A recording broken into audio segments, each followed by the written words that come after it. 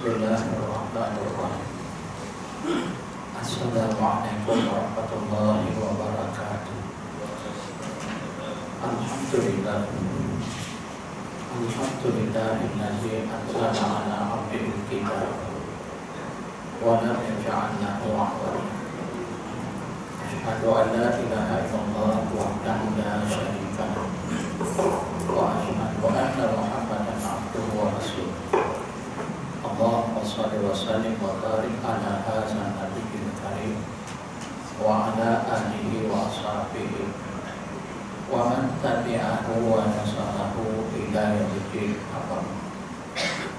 Yang dihormati dan dikasihi saudara pengurusi Tuan Imam, saudara yang menganjurkan pengajian kita pada malam yang berbahagia, hari-hari jawatan puasa, seterusnya muslimin muslimat, hadirin hadirat, tuan-tuan dan puan-puan, para jemaah, anak-anak yang dikasihi setia.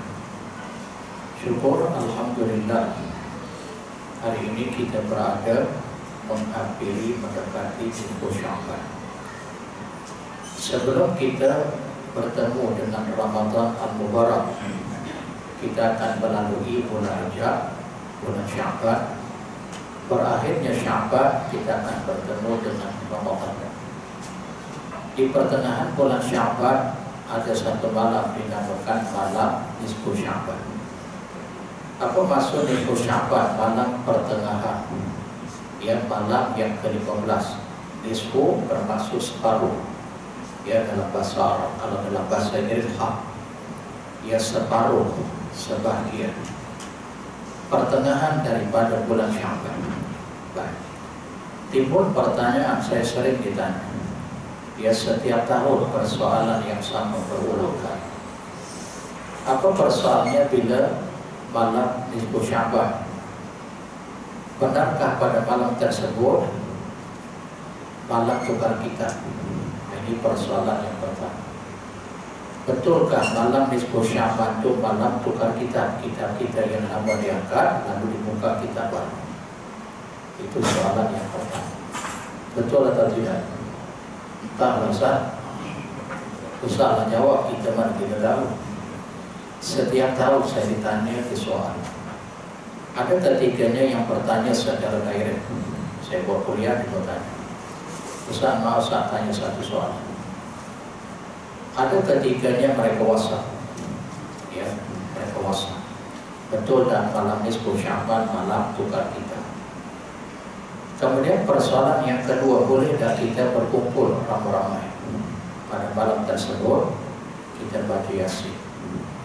Ada setengah tempat di negara kita, Indonesia, setengah tempat masjid dan orang mereka baca Yasin bukan sekali, 3 kali. Ya, ada yang baca sekali, ada yang baca 3 kali, kemudian diakhiri dengan bacaan doa. Boleh atau tidak? Atau sebaliknya? Ada 2 persoalan. Baik, kita jawab persoalan yang pertama.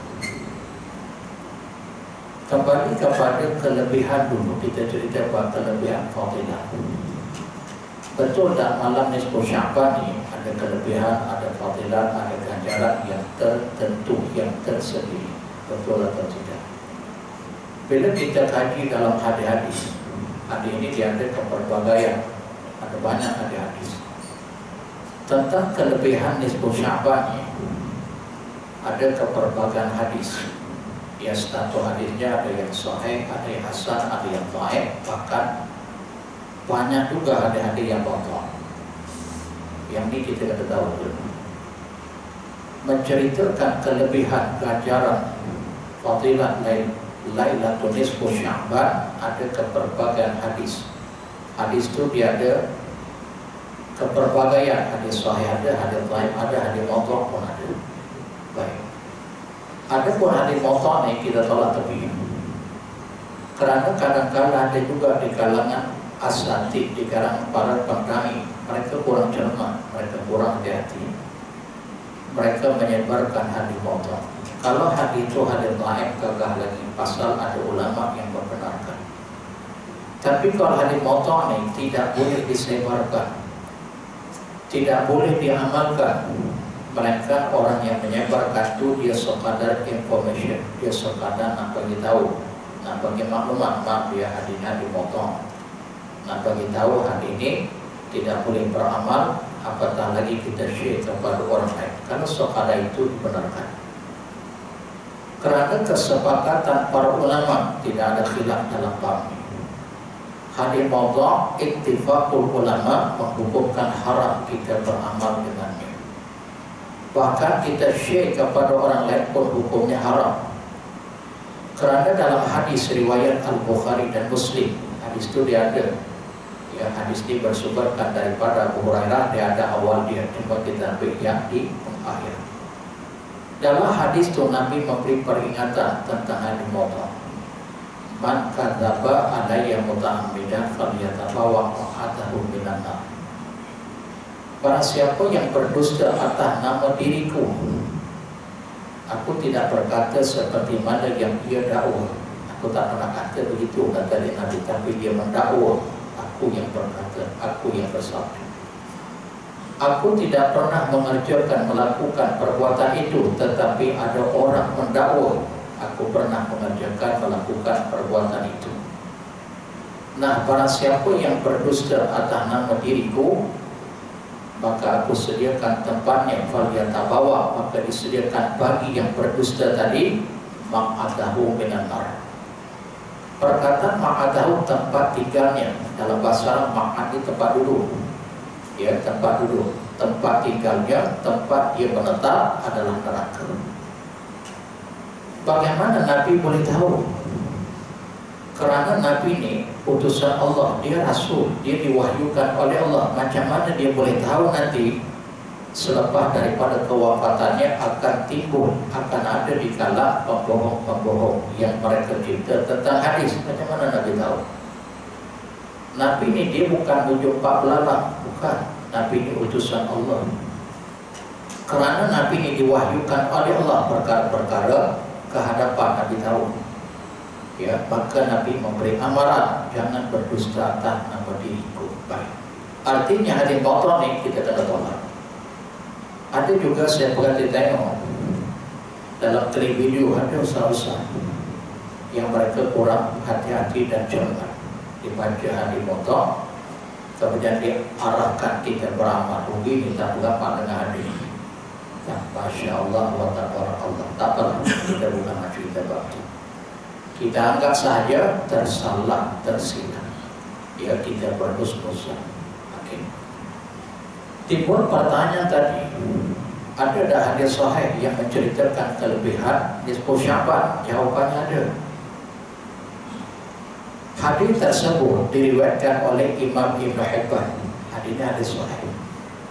Kerana banyak juga para ulama ahlul hadis mengiyakan, mengesahkan benar apa yang diriwayatkan oleh Ibn Hibban adalah hadis sahih. Bersumberkan daripada Mu'adz bin Jabal. Mu'adz bin Jabal dia sahabat Nabi. Dia seorang alim, dia seorang faqih. Pernah satu ketika tuan-tuan jangan lupa untuk tidak membaca doa ini, jangan tak mengamalkan doa ini atau zikir. Nabi pernah satu ketika dengan Mu'adz bin Jabal ni, kita panjangkan sikit. Jadi kita jangan fokus tak sini saya. Selepas daripada solat, akhadha biyadi, kata di Mu'adz bin Jabal, Nabi memegang tanganku. Nabi memegang tanganku. Lalu kata dia Nabi dekat Mu'adz, wallahi inni uhibbuk. Demi Allah, sesungguhnya aku sangat mengasihi akan dikau wahai Mu'adz. Masya Allah. Mu'adz bin Jabal salah seorang sahabat Nabi yang sangat untung dan sangat bertuah. Pas apa? Tangannya dipegang oleh Nabi satu kali. Kemudian yang kedua Nabi menutur katakan kepada Mu'adz, wallahi demi Allah, inni la uhibbu, aku sangat mengasihi akan dikau. Ya Allah Akbar. Sangat beruntung dan sangat berbahagia dunia akhirat. Cuma Mu'adz ini umur dia tak panjang, 30-an wafat. Dia wafat tahun 18 Hijrah. Ketika wabah melanda, dia wabah maut. Okay. Kemudian Nabi pesan, ya Mu'adz, usika la tada'anna fi dubri kulli shalah. Wahai Mu'adz, aku nak berwasiat kepada engkau, la tada'anna fi dubri kulli shalah, kamu jangan sekali-kali untuk tidak membaca zikir ini sesudah daripada salat. Lepas salat kita jangan tak membaca doa, walaupun hadis ni ditujukan kepada sahabatnya secara khususnya. Tetapi kaedah dalam usul fiqh disebut begini, al-ibratu bi umumil lafzi la bi khusus sabab. Pengibrahan itu kita ambil secara umum, bukan sebab. Memanglah pengkhususannya dekat sahabat Nabi ini seorang saja, tapi umumnya kebaikan itu kepada seluruh umat. Kamu jangan tinggalkan doa ini sesudah kamu selesai daripada tiap-tiap sholat. Ada tak kita baca doa? Kadang baca sah, kadang tak baca. Lepas ni jangan pula kadang-kadang. Ya, jangan jadi macam Ibn Firabri.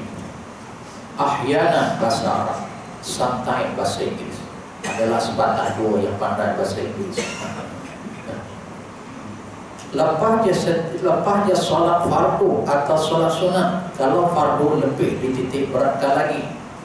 Apa doa ada? Antakul, Nabi ajar. Baca ini, zikir ini doa. Allahumma a'inni ala zikrika wa syukrika wa husna ibadati. Hadis ini riwayat Imam Abu Dawud. Kita boleh rujuk hadis ini dalam kitab Riyadhus Shalihin. Yang bermaksud, wahai Allah, bantulah aku, tolonglah aku dalam kehidupanku, sentiasa mengingatimu. Allahumma a'inni ala dzikrika. Wahai Allah, tolonglah aku dalam kehidupanku, sentiasa mengingatimu. Pasal apa? Sebab bila kita ingat ke Allah, Allah akan ingat kepada kita. Maka kita termasuk di kalangan orang yang sangat berbahagia dunia dan akhirat kelak. Kita lihat waktu kita jangan panjang cerita bang. Kemudian rangkap yang kedua, wasyukrika. Jadikanlah aku ya Allah orang yang hidup sentiasa bersyukur kepadaku. Allah bagi nikmat, Allah bagi rezeki kita ni tak sama. Si Ahmad, si Adi, si Fatimah, si Khadijah, uang ni banyak Allah bagi nikmat, uang ni sikit Allah bagi nikmat. Uang ni kadang-kadang Allah bagi, kadang-kadang tidak. Uang ni biasa Allah bagi nikmat. Nah, kesimpulannya kita memohon ke Allah, banyakkah sikitkah nikmat rezeki yang Allah anugerahkan kepada kita. Jadilah kita orang yang sentiasa mensyukuri akan kurniaan, akan nikmat pemberian. Jadilah orang yang bersyukur. Walaupun nak jadi orang yang bersyukur ni sangat sukar, yang banyaknya kufur. Sebab itu dalam surah Sabah juzuk yang ke-22 ayat 13 Allah akan berfirman di ujung ayat, walaupun ayat dicerita perihal Bani Israel, wa qalilun min ibadiyas syakur, amat sedikit sekali di kalangan hamba-Ku yang bersyukur. Maksudnya yang banyaknya kufur. Biarlah kita termasuk kategori orang yang sedikit ala kulli hal menjadi orang yang bersyukur kepada. Baik, kemudian yang ketiga, wa husna ibadati, perelokkan wahai Allah ketika mana aku beribadah kepadamu. Kita buat amal ibadah nih, kita jangan buat ibarat kata di pepatah melalui lempah batu kita. Kita buat identitas. Kerana bila kita buat ibadah ni, kita kena perelokkan, perkemaskan semaksimum. Sebab apa? Dalam hadis riwayat Al-Bukhari dan Muslim, Nabi pernah sebut tentang ihsan. Al-ihsan an ta'budullaha ka'annaka tarahu fa in lam takun tarahu fa innahu yarak. Yang dikatakan ihsan. Ihsan itu maksudnya berbuat kebaikan kita dengan Allah, kita dengan sesama makhluk. Yang dikatakan ihsan itu, kata Nabi, kamu beribadah kepada Allah seolah-olah kamu melihatnya. Sekiranya kamu tidak melihatnya, Allah pasti melihat kamu. Maksudnya bila kita buat ibadah, perelokkan dengan sebaik mungkin. Jangan buat lebih buruk. Kan baca Quran kah, berzikir kah, berdoa kah, sholat kah, dan lain-lain. Oke, 3 Kata di Mu'adz bin Jabal, aku pernah mendengar Nabi SAW bersabda, cerita tentang kelebihan fadilat nisfu Sya'ban. Ya'tani'ullahu ila jami' khalqi. Allah memperhatikan setiap seluruh makhluknya lailatan nisfi min Sya'ban, malam nisfu Sya'ban. Kata di Mu'adz bin Jabal, Nabi pernah bersabda, Allah memperhatikan seluruh makhluknya pada malam nisfu Sya'ban. Oh, Allah berhati. Kemudian sambungan hadis itu, fayaghfiru li jami' khalqi. Allah mengampunkan seluruh dosa-dosa hamba-hambanya, seluruh makhluknya. Oh, Allah berhati malam nisfu Sya'ban. Apa yang Allah lakukan, Allah mengampuni dosa li jami' khalqi, seluruh dosa hamba-hambanya. Jami' khalqi itu seluruh makhluk ciptaannya. Manusia yang berdosa Allah akan ampunkan selama mana dia mahu memohon keampunan kepada Allah. Tapi ada pengecualian, illa li musyrikin aw musyahidin. Allah pada malam nisfu Sya'ban memperhatikan setiap makhluknya dan ia mengampuni seluruh dosa makhluknya, melainkan pertama orang yang menyekutukan, orang yang musyrik, orang yang mensyirikannya. Yang kedua musyahid, orang yang suka bersengketa. Kalimat musyrik yang pertama ni ada 2, syirik akbar dan syirik asghar. Maaf, yang syirik ni Allah tak ampun dalam nisfu Sya'ban. Setelah itu di dalam Al-Quran, dalam surah An-Nisa juzuk yang kelima ayat 48, Allah akan berfirman, innallaha la yaghfiru an yushraka bihi wa yaghfiru ma duna dzalika liman yasha. Wa man yusyrik billahi faqad iftara itsman 'azima. Sesungguhnya Allah tidak mengampunkan dosa orang yang menyekutukan akannya, tetapi Allah mengampunkan dosa selain daripada itu. Para siapa yang menyekutukan Allah, yang melakukan syirik kepadanya, maka sesungguhnya ia telah melakukan dosa yang sangat besar. Nah, diulang lagi oleh Allah dalam surah yang sama, An-Nisa, juzuk yang sama, tetapi ayat yang ke-116. Di awal ayat sama, Allah tidak mengampunkan dosa orang yang menyekutukan akannya, tetapi mengampunkan dosa selain daripada itu. Wa may yusyrik billahi faqad dhalla dhalalan ba'idan. Barang siapa yang menyekutukan Allah, maka sesungguhnya ia telah sesat yang paling jauh, dhalalan ba'idan.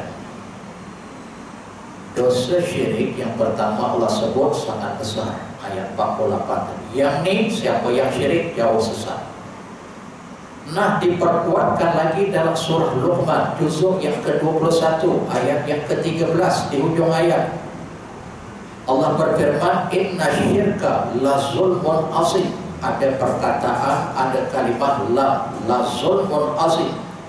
Sesungguhnya orang yang melakukan syirik, inna syirka la sangat-sangat melakukan kezaliman yang sangat besar. Dirinya zalim, dia telah menganiaya Allah. Pasal Allah tidak berhak untuk disekutukan. Kalimat la zulmun la mutaukid. Oh, kamu telah menyekutukan Allah, la zulmun azim. Kamu telah melakukan penganiayaan yang sangat besar. Baik, kita tinggal Pak. Yang kedua, syirik asghar. Nabi SAW pernah bersabda, hadis diriwayat Imam Ahmad, iyyakum wasyirkul asghar. Jauhkan oleh kamu sekalian syirik kecil. Tadi syirik akbar. Syirik akbar ni boleh dilihat dengan mata kasar. Contoh, dia pergi ke kubur keramat,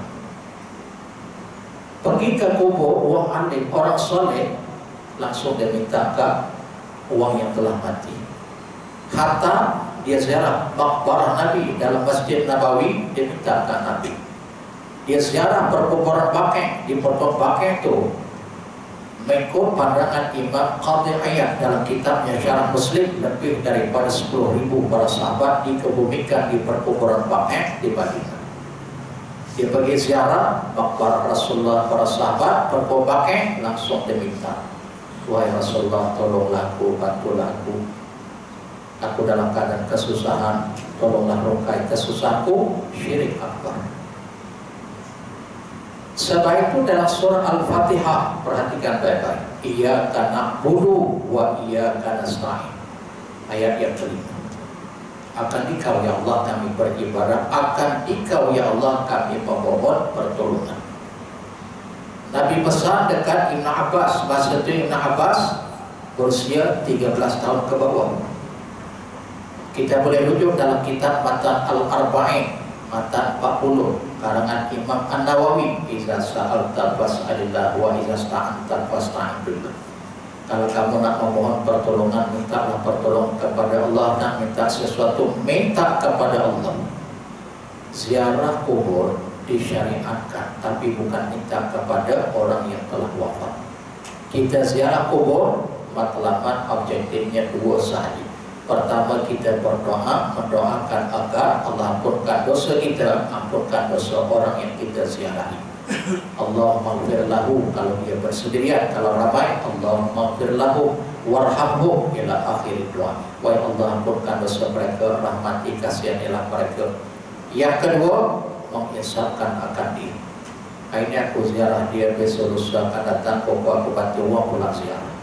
Dia mati dalam keadaan husnul khatimah, perjalanan ke masjid, perjalanan menuntut ilmu, perjalanan ziarah silaturahim, meninggal dia dalam keadaan ketika beramal beribadah. Mudah-mudahan aku juga wafat meninggal dalam keadaan husnul khatimah. Akan apa hati? Nah, kembali kepada syirik asghar tadi, syirik yang kecil. Bila Nabi sebut iyyakum wasyirkul asghar, jauhkan olehmu akan syirik kecil.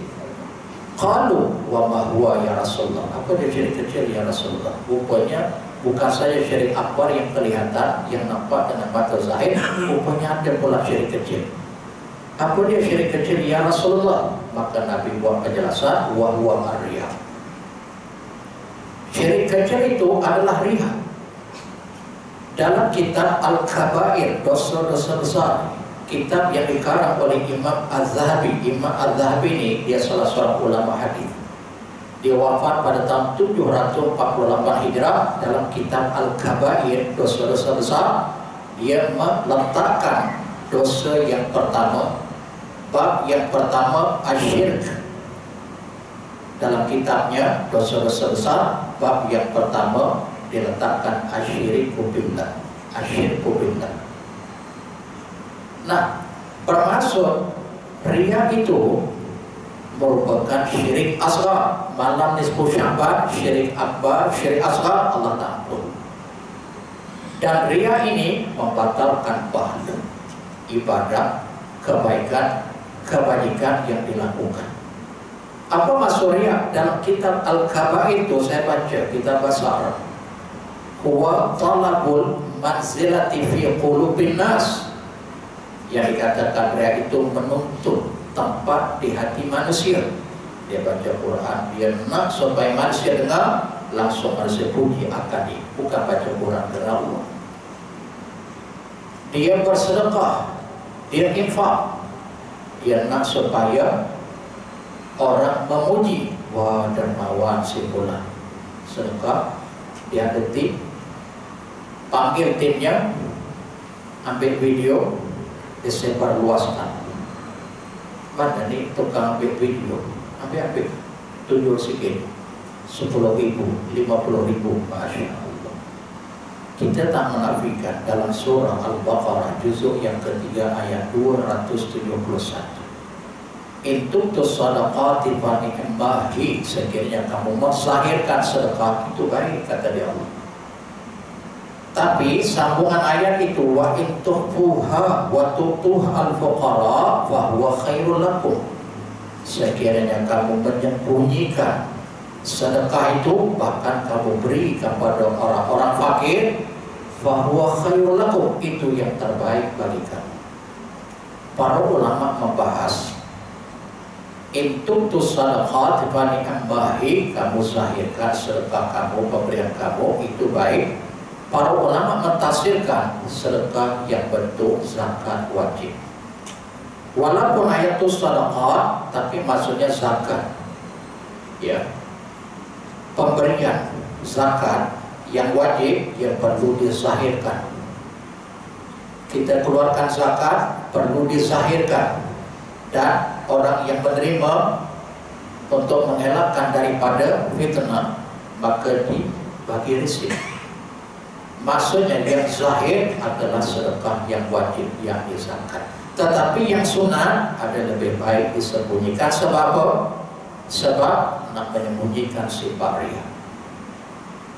Kalau kita tak menafikan, mungkin juga satu galakan kepada orang lain. Tengok, aku bukan senang sangat, aku bukan wakil rakyat, aku bukan ahli parlimen, aku bukan orang kaya, tapi lihat aku boleh membantu golongan fakir, golongan miskin dan seumpamanya. Mungkin orang lain akan menjejaki, wah dia bukan wakil rakyat, dia bukan orang kaya, dia bukan menteri, tapi dia boleh infak. Aku ni kan menteri, aku ni kan wakil rakyat. Ya Allah Akbar. Allah kuliah bergantung pada dia. Kan? Okey, itu dengan baik. Kemudian yang kedua yang tak diampunkan dosanya oleh Allah, musyahid. Musyahid itu maksudnya keperbagaian tafsir para ulama Lughawi. Musyahid ini bila bertengkar, dia nak dia sahaja yang betul, dia nak dia sahaja yang benar. Termasuk juga kalimah musyahid itu, dia suka mencari-cari kesalahan orang lain, mencari keaiban. Kita kalau boleh, aib seseorang jangan dibuka, jangan dicari, jangan dikorek, jangan didedahkan. Tetapi kalau orang itu mengerjakan, melakukan perbuatan maksiat, kita dapat melihat di hadapan mata, tersebar, tersiar, dia melakukan kejahatan, kemungkaran, maksiat itu secara sahih, yang ini wajib kita tegur. Tapi kalau dia bersembunyi, kita tak wajib mengintip. Ya, kita tidak wajib mengintip, langsung kita menyangka-nyangka, menduga-duga. Dalam keadaan kita tidak mengetahui hakikat yang berlaku betul, kita tahu. Ya. Sebab itu dalam hadis kan disebut, man ra'a minkum munkaran falyughayyirhu biyadihi. Hadis ini biasa kita dengar. Hadis riwayat Imam Muslim bersumberkan daripada Abu Sa'id Al-Khudri. Barang siapa melihat kemungkaran, melihat kemungkaran, bukan mengintip, bukan mencari-cari aib. Maaf cakap, ahli politik tak kira siapa, daripada pihak kerajaan dan pihak pembangkang, mereka suka mencari-cari keaiban seseorang. Ya, patut seorang mukmin, seorang muslim bukan mencari keaiban. Pasal bagi mereka nak memalukan pihak lawan. Wahai Islam, kita kena dahulukan Islam. Kita kena dahulukan agama, peraturan kita, bukan dahulukan politik. Bermaksud melihat kemungkaran, baru kita tegur, baru kita rokai. Biadi, tegur dengan tangan, maksudnya dengan kekuasaan. Fa in lam tastati', hadis itu mula-mula tegur dengan bilisan, dengan mulut. Kalau kita tak berkemampuan, tak berupayaan, maka kita tegur dengan tangan, dengan kuasa. Sebab itu Islam dia ada memerintah, dia berada di atas. Dia bukan sekadar boleh cakap, tapi boleh mengkuasakan. Nah, kalau tak mampu juga dengan mulut, dengan tangan, tapi qalbi, dengan hati. Wazalika adhaful iman, yang dengan hati dibenci, kita tak reda, itu selemah-lemah iman. Baik, kita lihat. Perkataan musyahid itu di banyak tafsiran para ulama Allah. Orang yang suka bergaduh, suka sengketa, suka berdebat, ketika bidah dia tanah Allah uang, walaupun ternyata terbukti dia salah. Ternyata terbukti fakta dia salah, fakta dia silap, lalu orang tegur, maaf, salah fakta kami. Persoalan sekarang, kamu dah tersalah, tersilap. Apa masalahnya kalau you menarik balik kesilapan, kesalahan uang, aku tak akan kata kamu, bahkan uang akan menghormati kamu. Tiba-tiba dia mempertahankan kesalahan. Ini juga termasuk kategori musyahid. Nah, malam nisfu Sya'ban, Allah tidak mengampuni dosa orang yang seumpama ini. Okey, habis bang. Timbul pertanyaan tadi, benarkah malam nisfu Sya'ban malam tukar kitab? Jawabannya tidak benar. Sebab kitab kita nih dibuka hanya sekali. Masa bila dibuka? Masa kamu akil balik, masa kamu akil baligh perempuan bermula daripada kedatangan pria 10 tahun. Lelaki kalau dia tak diawali dengan mimpi 15 tahun. Bermula itu dibuka kitab. Masa tu kamu buat baik, ditulis kebaikan, ada ganjaran pahala. Kamu buat jahat, ditulis kejahatan, ada ganjaran azab. Nah, dalam surah Al-Infitar juzuk yang ke-30 ayat yang ke-10 Allah sebut, wa inna alaikum lahafizin kiraman katibin ya'lamuna ma taf'alun. Sesungguhnya bagi kamu itu ada malaikat yang mencatat amal kebaikan dan amal kejahatan kamu. Malaikat itu yang mencatat kebaikan kamu kah atau kejahatan kamu? Kiraman katibin. Katibin, mereka itu mulia di sisi Allah. Ya'lamuna ma taf'alun, malaikat itu tahu apa yang kamu lakukan. Bermaksud kitab dibuka hanya sekali. Dan ditutup juga sekali. Dia tak ada pula setiap tahun nisfu Sya'ban tutup kitab lama, buka kitab baru, tutup kitab lama, buka banyak dia punya kitab. Katalah dia balighah, dia balik umur 15 tahun, yang perempuan umur 10 tahun, dia meninggal umur 80. Berapa banyak kitab setiap tahun nisfu Sya'ban? Setahun sekali. Walhal tidak ada hadis, tidak ada perbahasan para ulama yang menerangkan, menjelaskan nisfu Sya'ban malam tukar kitab. Ditutup kitab kita sekali, atau bila ditutup kitab kita sekali masa dia meninggal dunia. Umur 40 meninggal tutup, umur 80 lebih lagi tutup, maksudnya sekali dibuka masa dia balik, atau balik tutup masa dia mati sekali. Atau dia belum mati, belum meninggal, tapi kitab pun dah ditutup. Pasal dia dah nyanyong, dia dah hilang ingatan. Orang yang nyanyong on and off ni, kita kena ambil perhatian. Maksudnya ahli keluarga dia, katalah abah dia, mak dia, on and off. Setiap kali masuk waktu sholat, dia kena awal. Azan zuhur kan supaya tanya abah, azan tadi, azan apa bang? Zuhur, beberapa bapak, cepat. Sebab nanti kalau setengah jam itu kadang-kadang dia jadi on, dia dah jadi nyanyi. Setengah jam lepas tu apa ada zuhur dah? Siapa pula kata zuhur? Jangan nak pengaruh kata apa? Lepas subuh kena asar, lepas asar zuhur. Maksudnya dah ingatan, tak wajiblah ketika itu tidak ditaklif. Maksudnya nak ceritanya tutup ketika dia nyanyi. Tak, habis waktu. Persoalan yang kedua, boleh dah malam nisfu Sya'ban berkumpul ramai-ramai. Kita baca Yasin ada sekali, ada 3 kali. Diakhiri dengan bacaan doa. Baik. Kalau kita rujuk dalam hadis, ketika hayatnya Nabi tidak pernah mengerjakan perkara yang sumpah itu. Selepas kewafatan Nabi, para sahabat juga tidak mengerjakan, sebab mereka tahu Nabi sebaik-baik ikutan. Nah, bagaimana pula a'immatul mustahidina arba'ah, Imam Abu Hanifah, Imam Malik, Imam Syafi'i, Imam Hanbali, ya, mereka juga tidak pernah berkumpul satu-satu tempat, umpamanya di masjid kah, di surau kah, malam nisfu Sya'ban membaca ayat-ayat tertentu, ayat Quran, kemudian diakhiri dengan doa-doa tertentu. Mereka juga tidak pernah beramal sumpah itu. Baik, timbul pertanyaan, dan itu yang kita buat. Okey. Kita buat hukumnya tidak haram dan tidak berdosa. Kita boleh berkumpul. Tapi kita jangan meyakini, oh malam ini malam tukar kita. Kita meyakini, ada hadis sahih menjelaskan malam ini malam pengampunan. Mereka orang syirik dan orang yang suka berkelahi, suka mencari kesalahan uang lain, yang hidupnya penuh dengan kampung kesombongan, tak boleh ditegur. Maka kita pun mencari kelebihan dengan membaca surah Yasin, kemudian diakhiri dengan bacaan doa. Perbuatan itu tidak salah. Faham? Mungkin orang berhujah, mana ada Nabi buat, para sahabat nanti dulu. Dia sama kaedahnya. Dia sebenarnya ibadah ini dia ada dua. Satu ibadah khususiyah, ibadah umumiyah. Ibadah khususiyah ini you tidak boleh menambah dan mengurangi, namanya bid'ah dhalalah.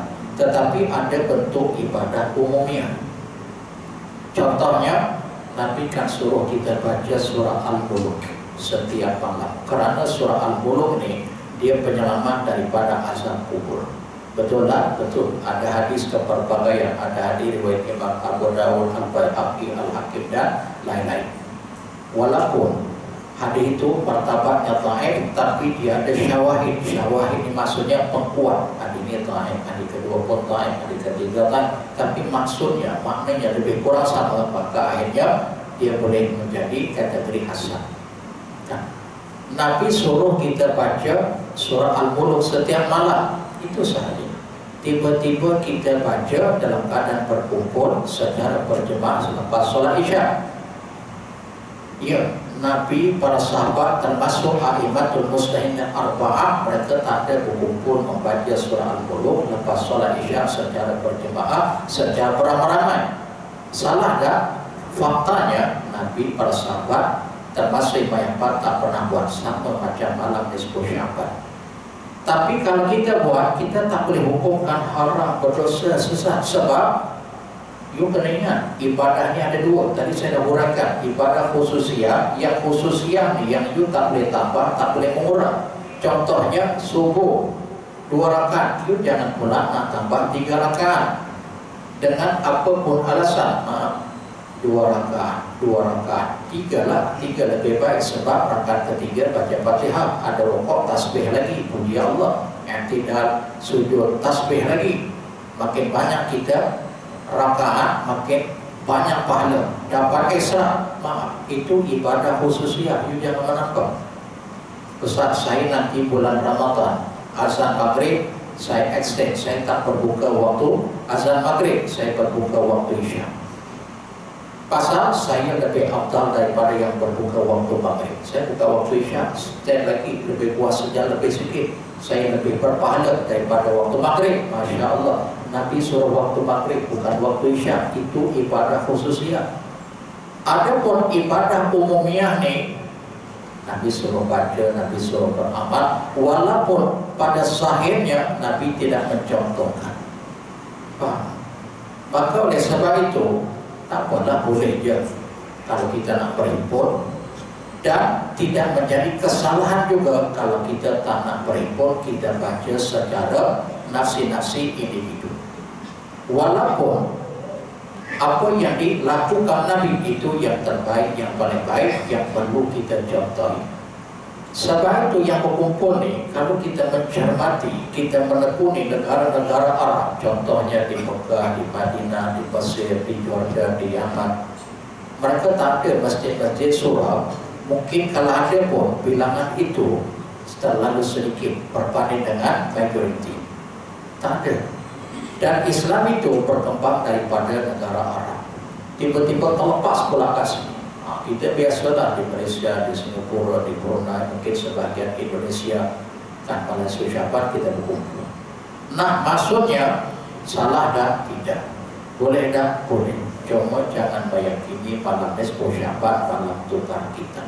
Kita nak beramal kerana melihat kelebihan hadis seperti mana yang telah disampaikan oleh Nabi, hadis sahih tadi. Wallahu a'lam. Bagi ada pertanyaan? Ada persoalan? Silakan Tuan.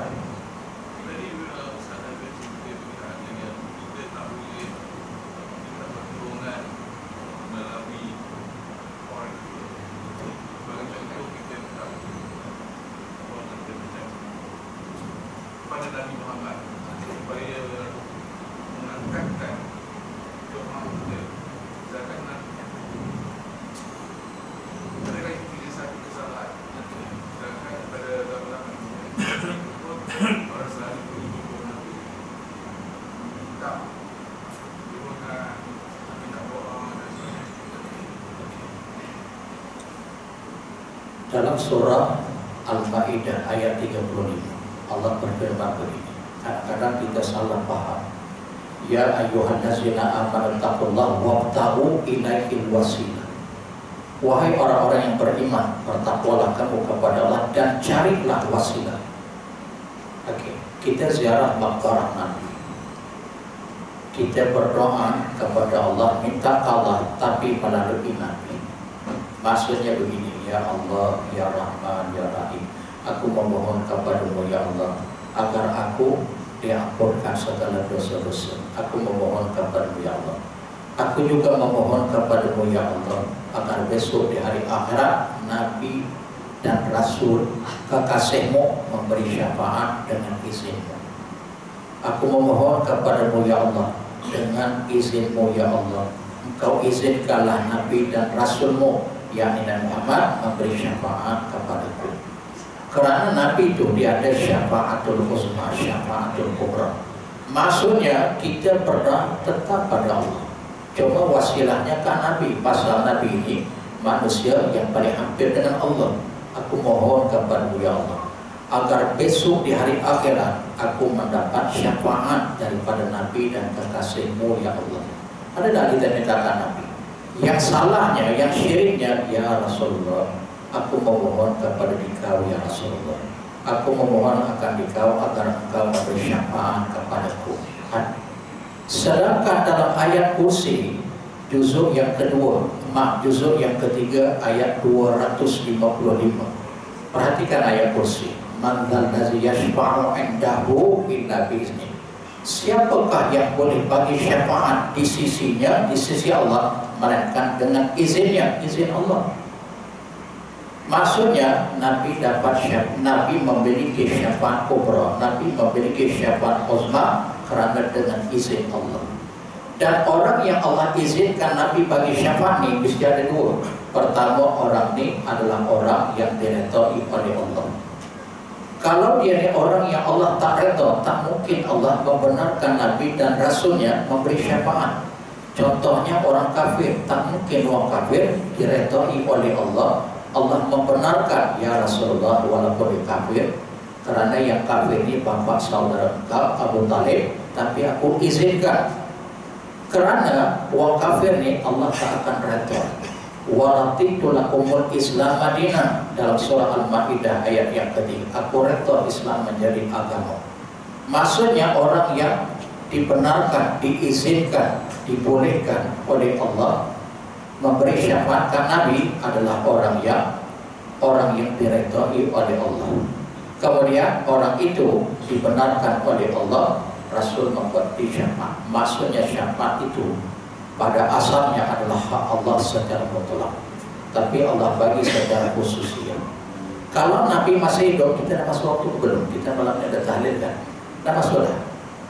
Dah masuk dah ya? 1 minit ya? Boleh ya? Tak lalu, sikit ya. Masa Nabi hidup, coba kita tengok ya. Masa Nabi hidup, kita ramai para sahabat mintakan Nabi, ya Rasulullah tolong doakanku, ya Rasulullah bumi Madinah kering kotak, ya Rasulullah bumi Madinah hujan lebat, tak hati-hati. Langsung Nabi berdoa. Tapi bila Nabi dah wafat, tak ada para sahabat minta. Ya, bahkan sahabat jumpa Sayyidina Umar pernah jumpa dekat Ibn Abbas. Ibn Abbas masih hidup. Tapi Sayyidina Umar dia tak direct jumpa maqbarah Nabi. Dia minta, ya Rasulullah bagi syafaat, ya Rasulullah tolong turunkan hujan bumi Madinah kering kotak. Sahabat ni Sayyidina Umar dijumpa Ibn Abbas. Maksudnya kalau orang hidup ni kita ambil perantaraan dia kerana dia orang saleh, dia orang dekat. Kan biasa kita dengar, Ustaz pergi Mekah kan, tolonglah doa kita Ustaz, saya ni Ustaz nak buat kahwin tak dapat, tolonglah doakan. Maksudnya tolonglah doakan. Mesti kita minta ke Allah, cuma melalui perantara dia orang soleh, dia pergi tempat yang baik, betul tak? Tapi kalau dah mati, kita tak boleh direct kepada dia. Ya, tolonglah aku wahai fulan bin fulan, engkau kan wali Allah, engkau masih. Kita tak menang, betul lah dia wali Allah, tapi you mintakan dia apa pasal? Ya wallahu a'lam. Okey ya, kita berhenti dulu. Kita nak masuk Isya, kita nak buat tahlil. InsyaAllah kita sambung kuliah kita di masa-masa yang akan datang. Apa yang baik kita amalkan, yang tidak baik kita istighfar, mohon keampunan kepada Allah. Aqulu qawli hadza wa astaghfirullah. Wabillahi taufiq wal hidayah. Wassalamualaikum warahmatullahi wabarakatuh.